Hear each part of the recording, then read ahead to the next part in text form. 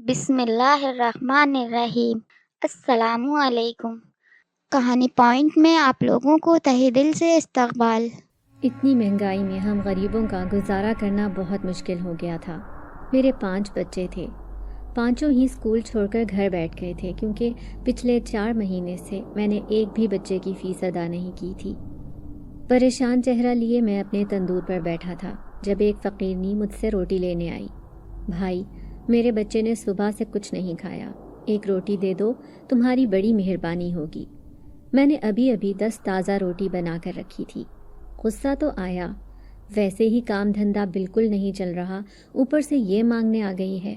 لیکن دل پر پتھر رکھ کر سوچا کہ ایک روٹی سے کیا ہوتا ہے، اگر کسی کے بچے کا پیٹ بھر جائے گا تو مجھے دعا ہی ملے گی۔ یہی سوچ کر اس کے ہاتھ پر روٹی رکھ دی۔ روٹی دیکھ کر اس کی آنکھوں میں چمک پیدا ہوئی اور وہ مجھے دعائیں دیتی ہوئی چلی گئی۔ میں اداس آنکھوں سے گاہک آنے کا انتظار کر رہا تھا جب اچانک ہی میری نظر سامنے رکھی ایک چیز پر پڑی۔ میرے پیروں تلے سے زمین نکل گئی۔ میں پاگلوں کی طرح اس فقیرنی کو ادھر ادھر تلاش کرنے لگا، لیکن اس کا دور دور تک کوئی نام و نشان نہیں تھا۔ اب میں سر پکڑے بیٹھا تھا۔ آج میرے ساتھ بڑا عجیب و غریب واقعہ پیش آیا تھا۔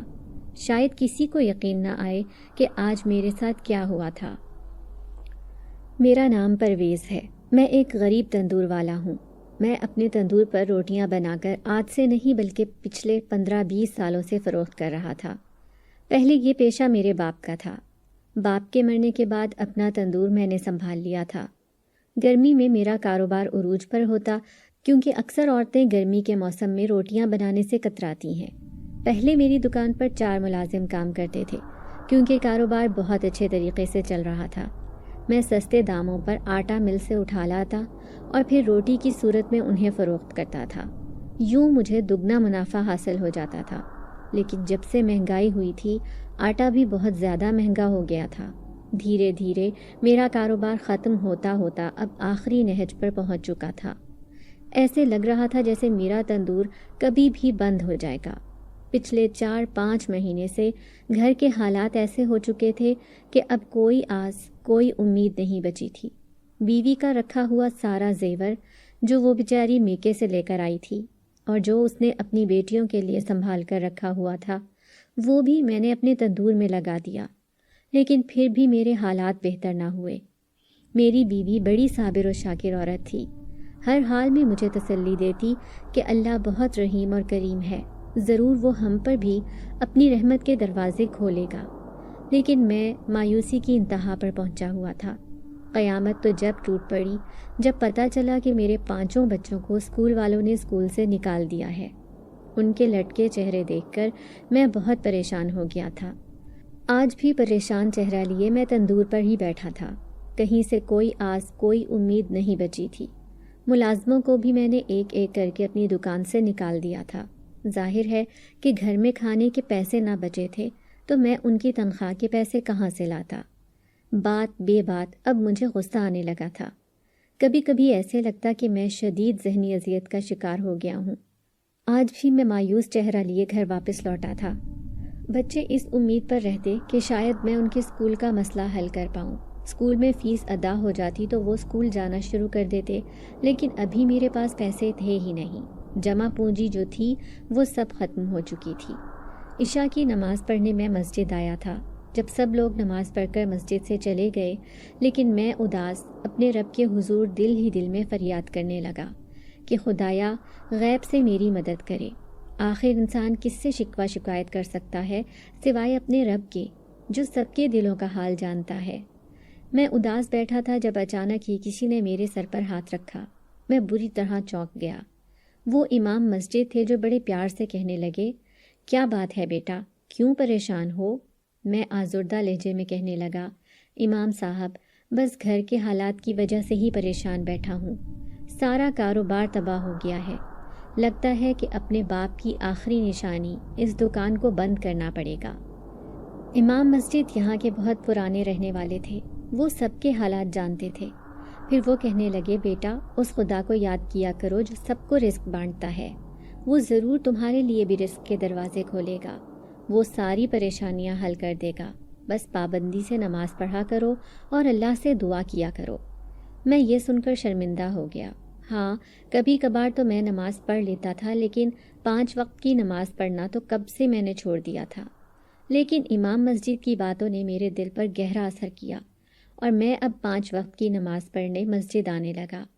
آج بھی تندور پر بیٹھا تھا جب میں نے آٹا دیکھا، وہ ختم ہونے پہ تھا۔ اس کا مطلب ہے کہ مجھے دکان بھی بند کرنی پڑے گی۔ یہ سوچ کر میں بری طرح پریشان ہو گیا۔ پھر امام مسجد کی بات یاد آئی کہ جب بھی پریشان ہوں تو اس اللہ سے مدد مانگا کرو۔ اب میں دل ہی دل میں اپنی پریشانی کا ذکر خدا سے کر رہا تھا جب سامنے سے آتی وہ بوڑھی فقیرنی نظر آئی۔ وہ اب ہر روز ہی میری دکان پر ایک روٹی لینے آتی تھی۔ نہ جانے میں اس کے چہرے پر موجود اداسی اور بھوک دیکھ کر کبھی اسے منع ہی نہیں کر پاتا تھا۔ حالانکہ میری خود کی دکان بند ہونے والی تھی، لیکن پھر بھی میں اسے روزانہ روٹی دیتا تھا۔ روٹی پا کر اسے دیکھ کر ایسے لگتا جیسے اسے دنیا جہان کی دولت مل گئی ہو۔ وہ بڑی خوشی خوشی روٹی لے کر چلی جاتی تھی۔ یوں تو وہ پورے 1 مہینے سے میری دکان پر آ رہی تھی، لیکن پھر بھی میرے دل میں تجسس ہوتا کہ آخر وہ روٹی کس کے لیے لے کر جاتی ہے، کیونکہ وہ خود تو یہ روٹی کھاتی ہی نہیں تھی۔ ہاں، اپنے پاس موجود تھیلے میں ڈال کر نہ جانے کس کے لیے لے کر جاتی تھی۔ ایک بار دکان بند کر کے گھر کی طرف جا رہا تھا جب راستے میں مجھے یہی فقیرنی نظر آئی، پیدل ہی پیدل اپنی دھن میں چلی جا رہی تھی۔ اب میں نے اس کا پیچھا کرنا شروع کیا۔ پھر میری حیرت کی انتہا نہ رہی، کیونکہ یہ بستی کی بالکل سنسان اور ویران جگہ پر آ گئی تھی۔ یہاں پر سالوں پرانا ایک ٹوٹا پھوٹا سا گھر تھا۔ اس طرف تو کوئی آتا جاتا بھی نہیں تھا۔ تو کیا یہ فقیرنی اپنے بچوں کے ساتھ یہاں رہتی ہے؟ مجھے بہت ترس آیا۔ جیسے ہی وہ اندر گئی تو میں بھی اس کے پیچھے پیچھے اندر چلا گیا۔ کمرے کا دروازہ تو بالکل ہی ٹوٹ گیا تھا، لیکن سامنے موجود ایک دروازہ ہل رہا تھا۔ اس کا مطلب تھا کہ یہ کمرے میں ہی بیٹھی ہیں۔ جیسے ہی میں اندر گیا تو میرے پیروں تلے سے زمین نکل گئی۔ وہاں کوئی بھی نہیں تھا۔ میں پاگلوں کی طرح آنکھیں پھاڑ پھاڑ کر اندر آنے والی اس فقیرنی کو تلاش کر رہا تھا، لیکن اس کا یہاں نام و نشان بھی نہیں تھا۔ کافی دیر تک یہاں کھڑا اسے دیکھنے کی کوشش کرتا رہا، لیکن وہ میرے سامنے نہ آئی۔ پھر جیسے ہی باہر نکلنے لگا تو اچانک مجھے ایک چھوٹے بچے کی رونے کی آواز آئی۔ میرا دل ڈوب کر ابھرا تھا۔ کوئی چھوٹا بچہ جو بہت پریشان ہے، وہ یہیں کہیں موجود ہے۔ اب میں پورے گھر میں تلاش کر کر کے تھک گیا، لیکن اس بچے کے رونے کی آواز آتی رہی، پر وہ بچہ خود سامنے نہ آیا تھا۔ اب میں سر تھام کر رہ گیا۔ یہ کوئی خواب دیکھ رہا ہوں یا حقیقت ہے؟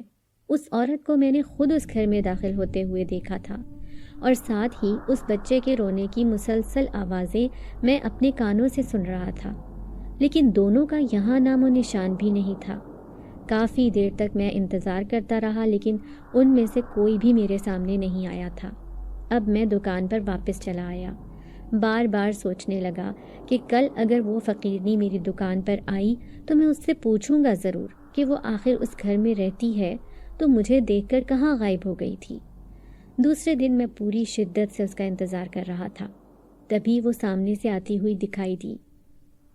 مجھے بھی چند سوال اس سے پوچھنے تھے، اس لیے میں خوش ہو گیا کہ اچھا ہوا یہ میرے سامنے آ گئی ہے۔ میں نے دیکھا وہ کچھ الجھن کا شکار تھی۔ جھجکتے ہوئے مجھ سے روٹی مانگنے لگی۔ میں غصے سے کہنے لگا، تم رہتی کہاں ہو؟ مجھے دیکھ کر چھپنے کی کیا ضرورت تھی؟ میں تو تمہاری مدد کرنے آیا تھا۔ میری بات سن کر وہ حیران رہ گئی، کہنے لگی، صاحب جی کیسی باتیں کرتے ہیں؟ میں نے تو آپ کو دیکھا بھی نہیں تھا۔ کیا آپ نے میرا پیچھا کیا تھا؟ اب اس کے چہرے پر ایک خوف تھا۔ میں غصے سے کہنے لگا، ہاں، تم اپنے بچے کو لے کر کہاں چلی گئی تھی؟ میں تمہارے پیچھے پیچھے اس گھر تک آیا تھا۔ تمہارا بچہ اتنا چھوٹا ہے، آخر اسے اکیلا چھوڑ کر کیوں آتی ہو؟ اب میں اسے ڈانٹتے ہوئے کہہ رہا تھا۔ پھر وہ مایوسی سے کہنے لگی، کیا کروں، لاوارث اور بے آسرا ہوں، بچے کو اکیلے ہی پال رہی ہوں۔ اس کا باپ جب واپس آ جائے گا تو اسے لے کر اپنے گاؤں چلی جاؤں گی۔ اب میں حیران رہ گیا، پھر کہنے لگا کہ اس کا باپ کہاں ہے؟ تو وہ اداسی سے کہنے لگی، پہلے میں بھی ایک عزت بھری زندگی گزار رہی تھی، لیکن غربت نے مجھے مانگنے پر مجبور کیا۔ میرا شوہر بہت اچھا تھا، بہت خیال کرنے والا، میرے بچے سے تو بہت پیار کرتا تھا، لیکن پھر اچانک نہ جانے کہاں چلا گیا، لاپتہ ہو گیا ہے۔ لیکن جب واپس آئے گا تو میں اس کے ساتھ وہیں چلی جاؤں گی جہاں پر میں پہلے رہتی تھی۔ وہ اپنی پوری کہانی سنا رہی تھی۔ پھر میں نے روزانہ کی طرح اس کے ہاتھ پر ایک روٹی رکھ دی، جسے لے کر وہ خوشی خوشی چلی گئی۔ اب میں نے دوبارہ اس کی جاسوسی نہ کرنے کا فیصلہ کیا تھا۔ پھر اس شام گھر واپس گیا تو بیوی پریشانی سے کہنے لگی، بچے بہت مایوس ہوتے جا رہے ہیں، دوسروں کو اسکول جاتے ہوئے دیکھتے ہیں تو میرا دل ڈوب جاتا ہے۔ کیا ہمارے بچے اب زندگی بھر اسکول نہیں جائیں گے؟ وہ رو دینے کو تھی۔ ظاہر ہے ماں اپنا تو ہر چیز برداشت کر لیتی ہے، لیکن اپنی اولاد کا نہیں، اور میری بیوی اور میں تو اپنے بچوں سے اپنی جان سے بھی زیادہ پیار کرتے تھے۔ میں اسے تسلی دیتے ہوئے کہنے لگا، اللہ ہی کوئی سبب بنائے گا، رب کی ذات سے مایوس نہیں ہوتے۔ دیکھو، اگر تم ایسی باتیں کرو گی تو پھر مجھے حوصلہ کون دے گا؟ ہم دونوں ہی ایک دوسرے کا سہارا تھے۔ میری بات سن کر وہ خاموش ہو گئی۔ کئی دن گزر گئے۔ پہلے تو وہ عورت روزانہ ہی روٹی لینے تندور پر آ جاتی تھی، لیکن کئی دن سے اس نے آنا چھوڑ دیا۔ ویسے بھی میرا دھندا بالکل ختم ہو کر رہ گیا تھا۔ ایسے لگ رہا تھا کہ جیسے آج نہیں تو کل مجھے اپنی دکان بند کرنا پڑے گی۔ اب میں کوئی مزدوری وغیرہ کرنے کا سوچ رہا تھا۔ سوچ بھی نہیں سکتا تھا کہ زندگی میں ایسے حالات ہو جائیں گے کہ ایک دن مجھے اپنی دکان بند کرنی پڑے گی۔ بچے بھی مایوسی کی انتہا پر پہنچے ہوئے تھے، اس لیے میں نے اپنی بیوی اور بچوں کو کچھ دن کے لیے ان کی نانی کے ہاں ایک گاؤں میں بھیج دیا۔ پوری رات میں اکیلا پڑا رہتا۔ سوچیں اس قدر شدت سے حملہ آور ہوتی کہ ایسے لگتا جیسے کبھی بھی میرے حالات نہیں بدلیں گے۔ لوگ شدید مایوسی کی کیفیت میں خودکشی تک کرنے پر مجبور ہو جاتے ہیں۔ اس وقت میری بھی ایسی ہی حالت ہو رہی تھی، لیکن میں امام صاحب کی ہدایت پر پابندی سے مسجد جا رہا تھا۔ 5 وقت نماز ادا کرتا اور فارغ وقت میں قرآن پاک پڑھنے کی کوشش کرتا تھا تاکہ میرا دھیان دوسری طرف نہ جائے۔ اب تو رشتہ دار، یار، دوست بھی مجھ سے پیچھا چھڑانے لگے تھے۔ ظاہر ہے کہ غربت میں انسان کا ساتھ دینے والا کون ہوتا ہے؟ ہاں، اگر ایک اچھی بیوی مل جائے تو یہ خدا کی طرف سے ایک قیمتی نعمت ہوتی ہے، اور میری بیوی میرے ساتھ ہر حال میں صبر و شکر کر کے گزارا کر رہی تھی۔ پھر ایک دن گاؤں سے بیوی کا فون آیا۔ وہ مجھے کہنے لگی کہ بچے بہت تنگ کر رہے ہیں، وہ یہاں آ کر بیمار ہو گئے ہیں، واپس گھر آنا چاہتے ہیں۔ میں نے اسے کہا کہ اللہ کا نام لو اور انہیں یہاں لے آؤ۔ میں نے کچھ مزدوری لگا کر پیسے جمع کیے تھے، ان سے ہی گھر میں تھوڑا بہت راشن ڈلوا لیا۔ میں نے خود کے کپڑے انتہائی بوسیدہ اور پرانے لگ رہے تھے۔ اگر گھر کے حالات ٹھیک ہوتے تبھی تو میں اپنی حالت پر توجہ دیتا۔ اس وقت تو میں کسی فقیر سے کم نہیں لگ رہا تھا۔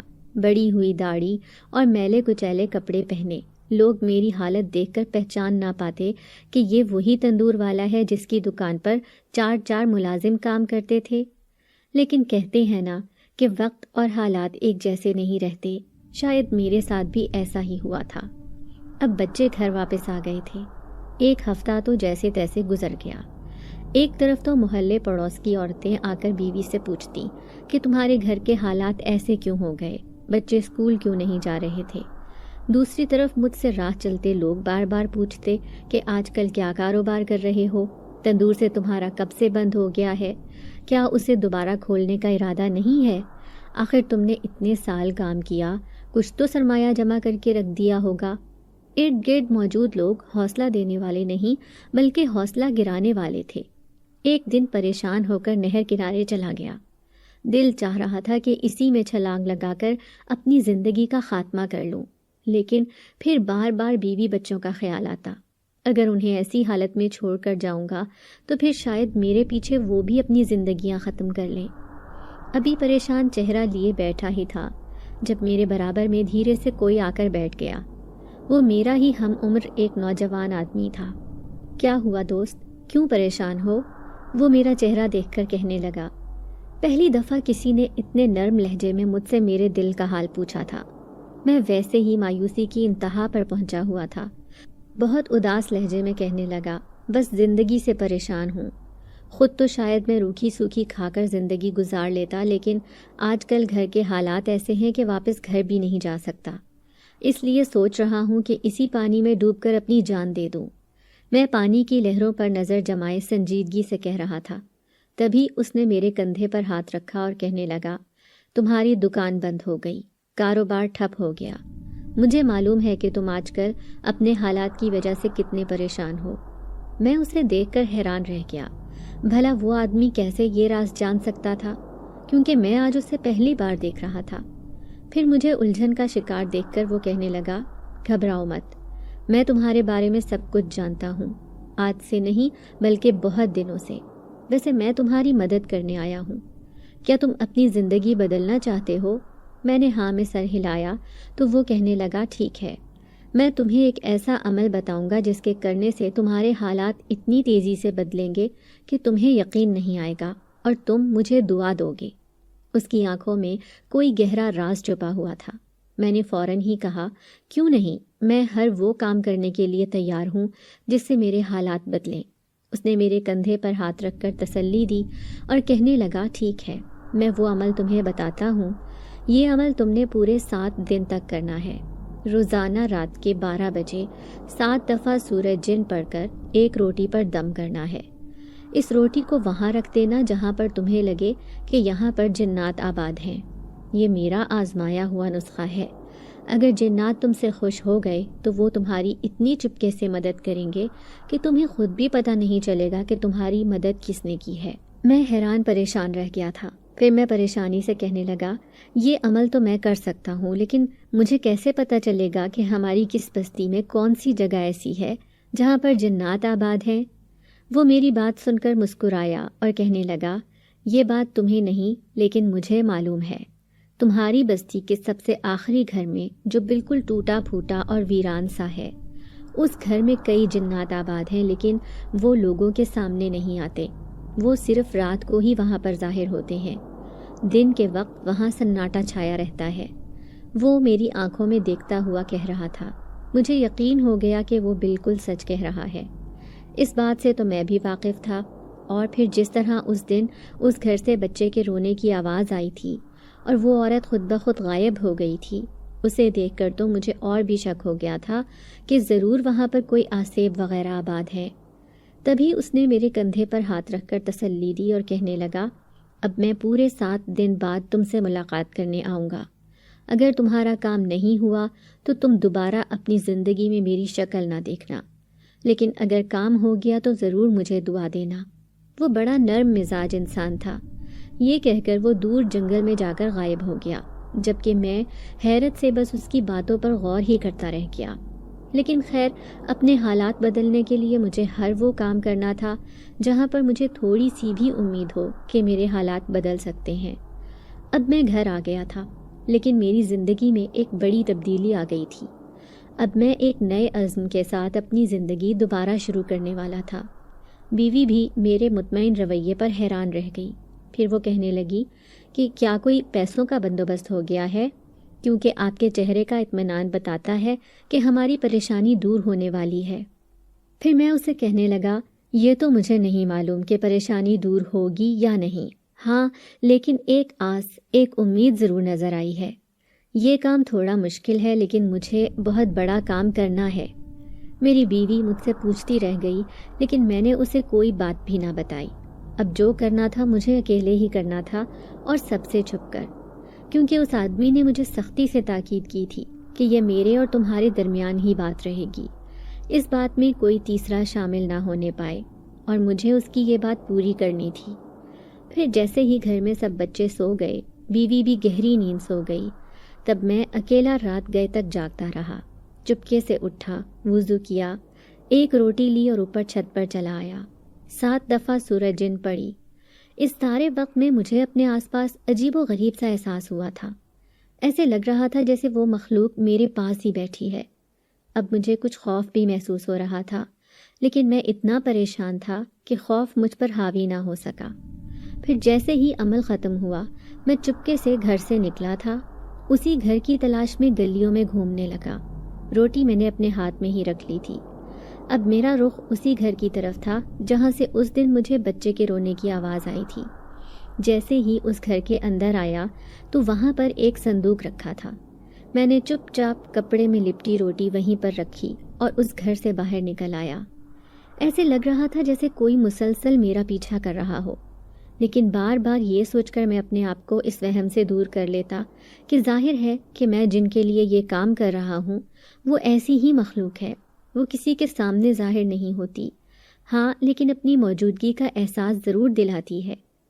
اب میں گھر آ کر سو گیا۔ دوسرے دن بھی روکھی سوکھی کھا کر اپنا اور بیوی بچوں کا پیٹ بھر لیا تھا۔ اپنی بیوی کو میں نے سختی سے منع کیا کہ محلے پڑوس کی کوئی عورت اگر آئے تو اسے زیادہ منہ لگانے کی ضرورت نہیں، کیونکہ لوگ بھی ایسے ہوتے ہیں جو آپ کی پریشانی میں اضافہ ہی کرتے ہیں، نہ کہ کچھ تسلی دے کر اسے دور کرنے کی کوشش کریں۔ ہاں ایسے چبھتے ہوئے سوال ضرور کرتے ہیں جو سیدھے انسان کے دل پر جا کر لگیں۔ بیوی اب بچوں کو بھی گلی میں نہیں کھیلنے دیتی تھی، کیونکہ وہ دوسرے بچوں کو کھاتے پیتے کھیلتے کودتے دیکھ کر پھر اسی چیز کی خواہش کا اظہار کرتے تھے۔ ہماری زندگی بہت محدود ہو کر رہ گئی تھی۔ مجھے عمل کرتے ہوئے پورے 5 دن ہو گئے تھے، بس 2 دن ہی باقی تھے۔ روزانہ رات کو بیٹھ کر عمل کرتا اور چپ چاپ روٹی اٹھا کر اسی گھر میں رکھاتا، لیکن حیرت مجھے اس بات پر ہوتی کہ سچ میں ہی دوسرے دن جب میں روٹی رکھنے جاتا تو پہلی روٹی غائب ہوتی۔ دل ہی دل میں خوش ہوا کہ اس کا مطلب ہے کہ ضرور وہ جنات میری مدد کریں گے۔ اس آدمی نے مجھے جو عمل بتایا تھا میں وہ مکمل طریقے سے سر انجام دے رہا تھا۔ پھر پورے 7 دن ہو گئے۔ آج میرا آخری دن تھا۔ دوسری صبح خوشی خوشی میں اپنے گھر میں بیٹھ کر کسی مدد کا انتظار کر رہا تھا، لیکن شام ہو گئی۔ مجھ پر شدید مایوسی طاری ہو گئی۔ میرے سامنے کوئی بھی نہیں آیا تھا۔ اب مجھے غصہ بھی آیا۔ پھر میں اس آدمی کی تلاش میں نہر کنارے پہنچ گیا۔ میں اس سے پوچھنا چاہتا تھا کہ اس نے مجھ سے جھوٹ کیوں بولا اور یہ جھوٹا عمل کیوں کروایا۔ جنات نے تو میری کوئی مدد نہیں کی۔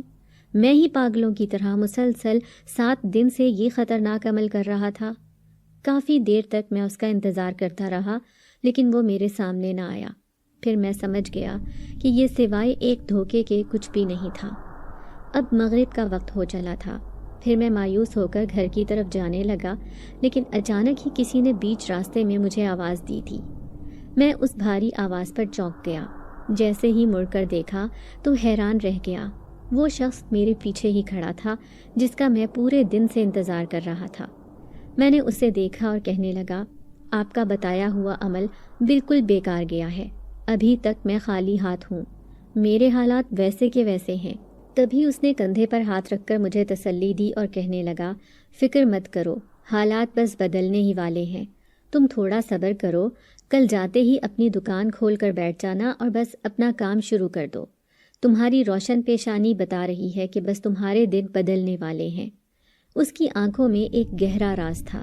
یہ کہتے ہی وہ چپ چاپ میرے سامنے سے چلا گیا۔ اب ایک بار پھر سے میں اس کی ہدایت پر عمل کرنے والا تھا۔ میری بیوی اور بچے دن بدن مایوس ہوتے جا رہے تھے، لیکن میں ایک نئی امید پر جی رہا تھا۔ بس ایسے لگتا کہ کبھی نہ کبھی تو میرے حالات بدلیں گے۔ پھر دوسری صبح میں نے فجر کی نماز پڑھی اور گھر جا کر بیوی کو بتایا اور اپنی دکان کی طرف چلا گیا۔ وہ بھی حیران تھی کہ آج اتنے دنوں بعد مجھے اپنی دکان کھولنے کا خیال کیسے آیا، لیکن میں نے اس کی حیرت کا کوئی جواب نہ دیا اور خاموشی سے اٹھ کر دکان پر آ گیا۔ دکان کی حالت بہت بری ہو رہی تھی، ظاہر ہے اتنے دن سے بند پڑی تھی۔ پھر میں نے تندور صاف کیا۔ آٹے کا تو دکان میں نام و نشان بھی نہیں تھا۔ میں ایسے ہی خالی دکان پر بیٹھ گیا۔ ابھی تندور پر بیٹھا ہی تھا کہ اچانک مجھے اس میں پڑا ہوا ایک کالے رنگ کا تھیلا نظر آیا۔ میں حیران تھا کہ یہ تھیلا کیسا ہے۔ جیسے ہی چھپ کر اسے اٹھایا تو وہ وزنی محسوس ہوا۔ دکان تو اتنے عرصے میں کھلی بھی نہیں تھی، پھر یہ تھیلا کہاں سے آیا؟ میں حیران پریشان رہ گیا۔ پھر جیسے ہی تھیلا کھول کر دیکھا تو مجھے شدید حیرت کے جھٹکے لگے تھے۔ پورے کا پورا تھیلا زیورات سے بھرا ہوا تھا۔ تو کیا مجھے یہ خزانہ مل گیا تھا؟ اس خزانے کو رکھنے والے جنات تھے؟ یہ سوچ کر میرے رونگٹے کھڑے ہو گئے۔ میں اپنے دائیں بائیں دیکھنے کی کوشش کرنے لگا۔ یہاں پر تو کوئی بھی نہیں تھا اور نہ ہی مجھے کسی کی موجودگی کا احساس ہو رہا تھا۔ تو پھر یہ زیورات سے بھرا تھیلا رکھنے والا یہاں کون تھا؟ میں بار بار بے یقینی سے اسے کھول کر دیکھ رہا تھا۔ جب مجھے پورا یقین ہو گیا کہ سچ میں ہی یہ سارا خزانہ میرا ہے، تب اسے خوشی خوشی لے کر میں گھر کی طرف جانے لگا۔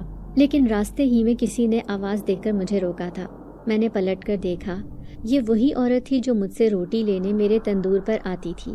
میں سمجھ رہا تھا کہ شاید آج بھی یہ روٹی لینے آئی ہے یا مجھے پہچان کر مجھ سے روٹی مانگے گی، لیکن میں حیران رہ گیا جب وہ کہنے لگی، تو نے جو تھیلا چھپایا ہوا ہے اس میں سے تھوڑا سا حصہ مجھے بھی دے، میرا بھی بھلا ہو جائے گا۔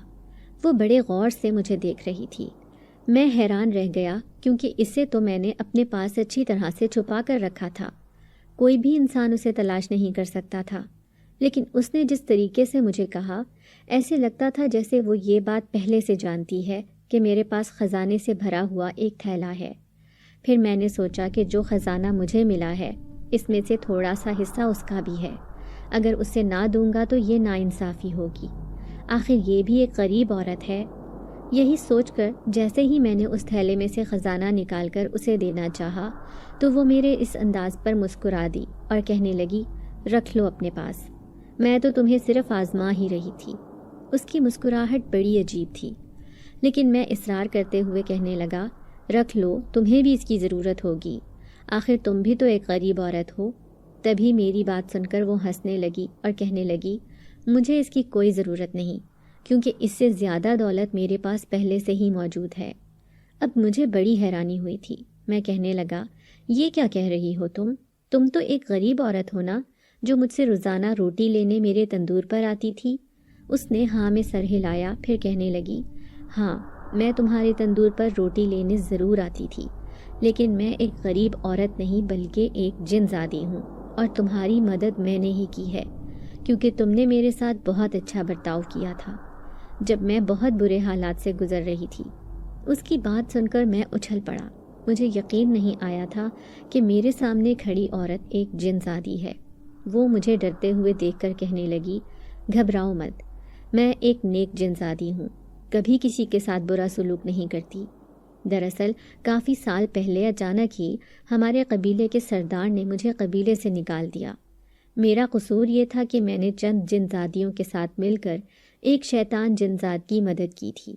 میں جانتی بھی نہیں تھی کہ وہ شیطان جن زاد جو سردار کا برا چاہتا ہے، وہ خود سردار کی جگہ پر قبیلے کی سرداری حاصل کرنا چاہتا تھا، لیکن میں مسلسل اس کی مدد کرتی رہی، یہ جانے بغیر کہ وہ میری پیٹھ میں چھرا گھونپ رہا ہے۔ پھر جیسے ہی سردار کو یہ بات پتہ چلی تو اس نے ساری جن زادیوں کو اپنے قبیلے سے نکال دیا، میں بھی ان میں شامل تھی۔ میرے ساتھ تو میرا چھوٹا بچہ بھی تھا۔ میں بھٹکتی ہوئی اس انسانوں کی دنیا میں آ گئی، کیونکہ وہ جن زادیاں اس شیطان کے ساتھ مل گئی تھی، جبکہ میں اس شیطان کے ساتھ جانا نہیں چاہتی تھی۔ سردار کے غصے کی وجہ سے میری ساری طاقتیں بھی زائل ہو گئی تھیں، جبکہ میرا جن زاد شوہر سردار کے ساتھ قبیلے میں ہی موجود تھا۔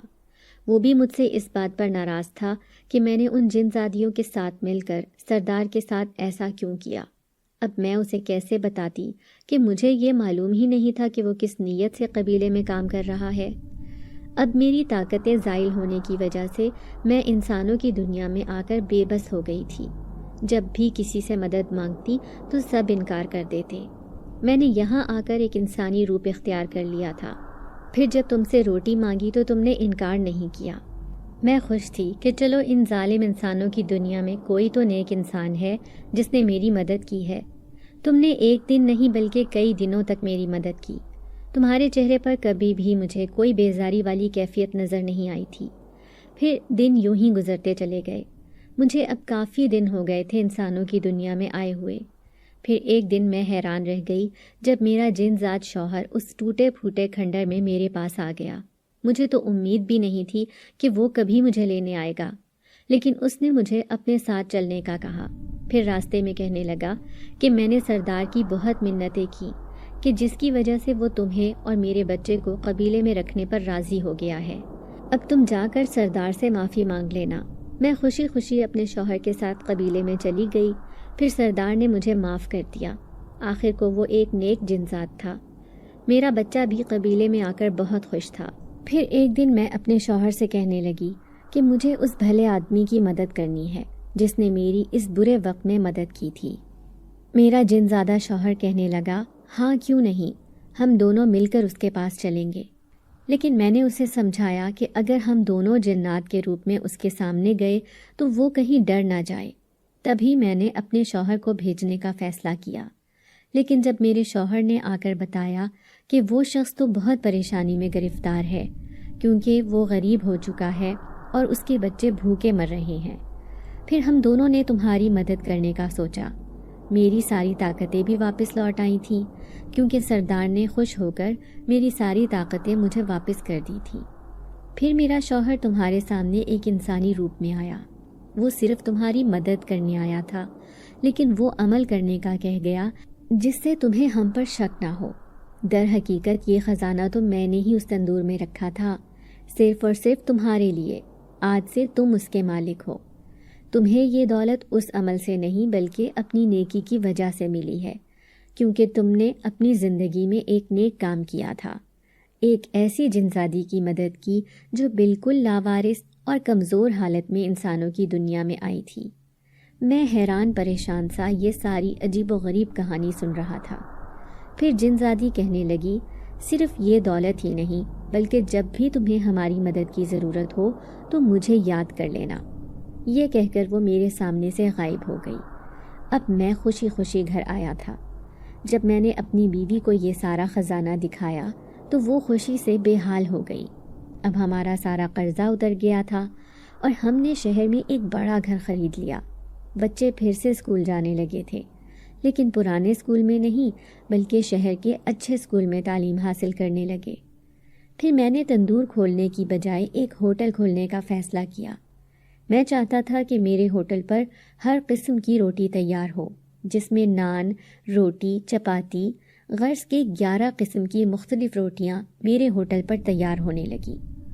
اب وہ یار دوست جو مجھ سے پیچھا چھڑانے لگے تھے دھیرے دھیرے قریب آنے لگے، رشتہ دار بھی آنے جانے لگے تھے۔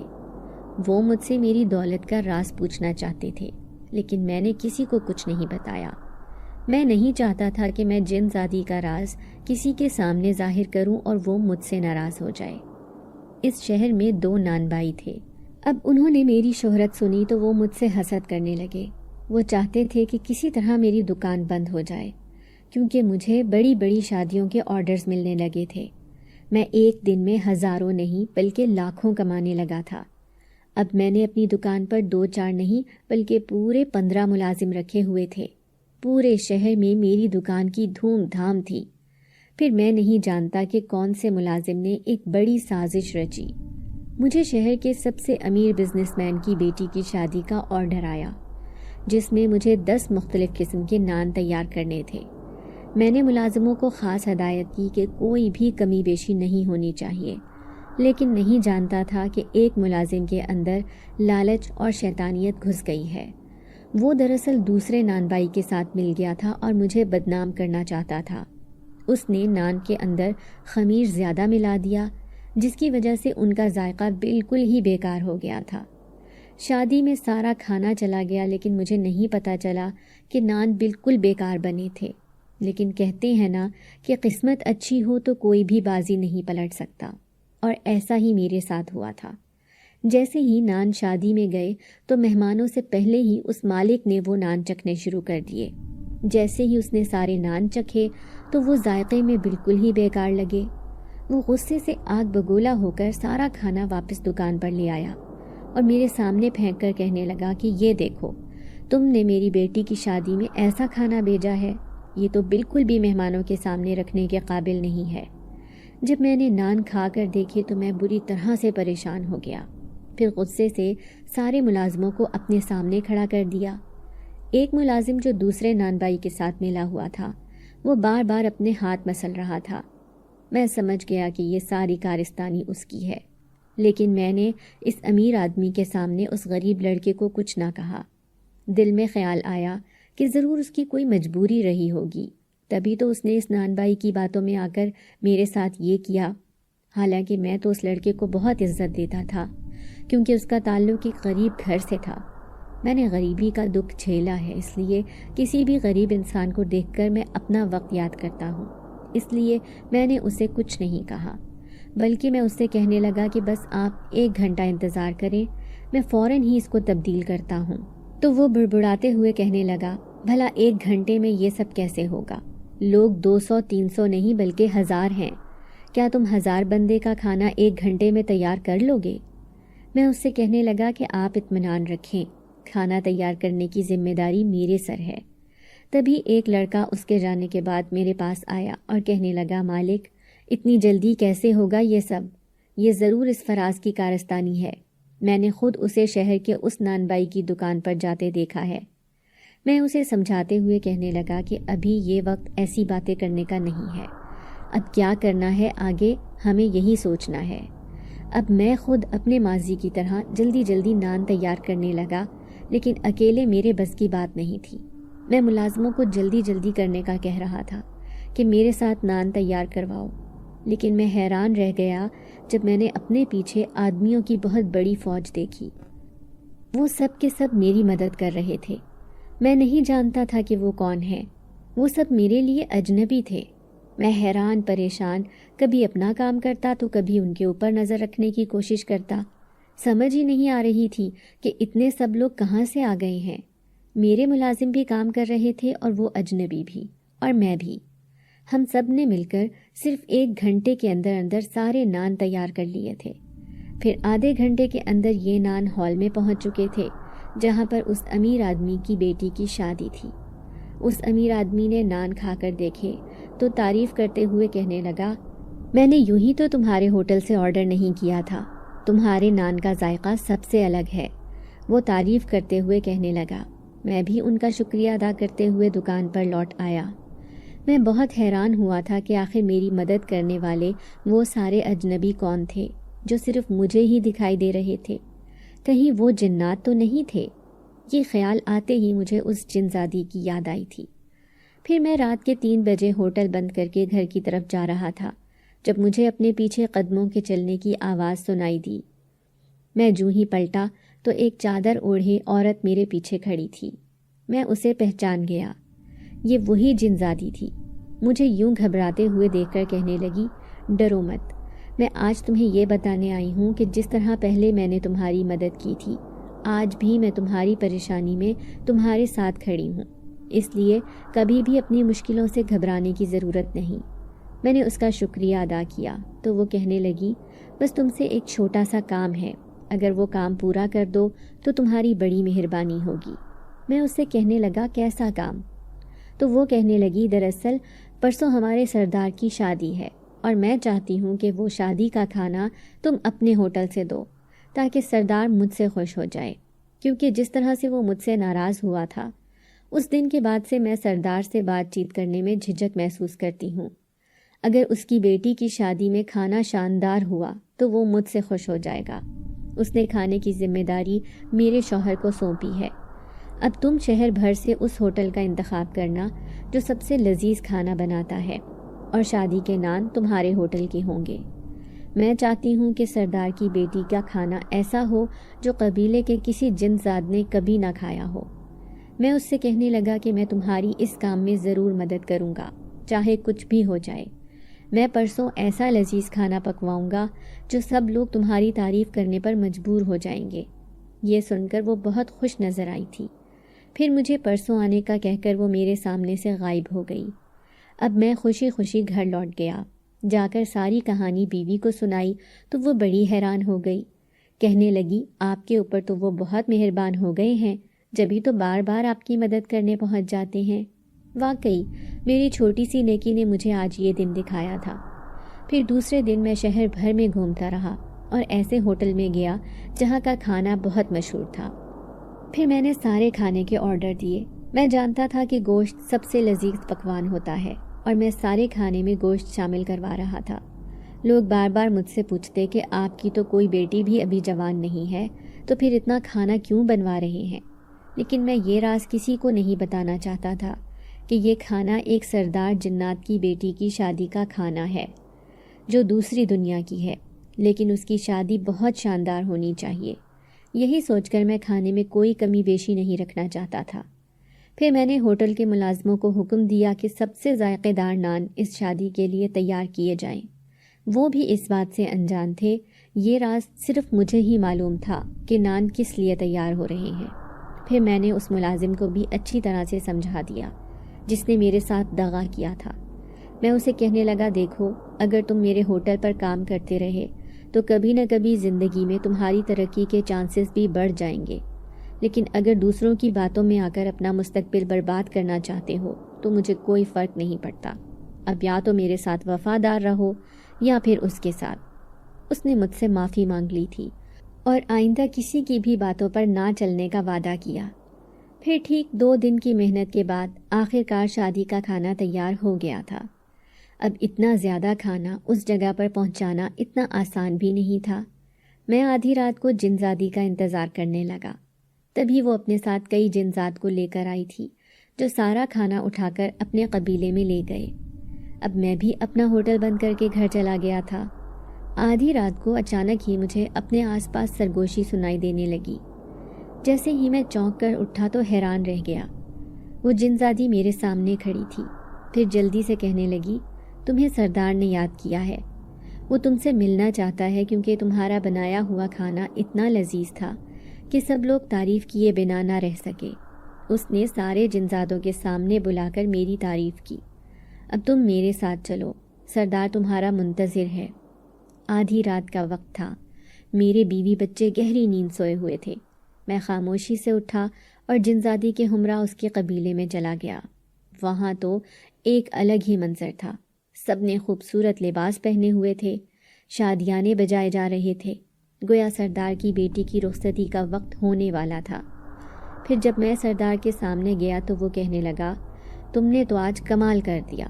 میری بیٹی کے سسرال والے جو دوسرے قبیلے کے جنات ہیں، کھانا کھا کر وہ بہت خوش ہوئے تھے۔ تم نے آج میری عزت بڑھا دی، اس لیے میں تمہیں انعام دینا چاہتا ہوں۔ پھر اس نے میرے گلے میں ایک ہیروں کے موتیوں کی مالا ڈال دی۔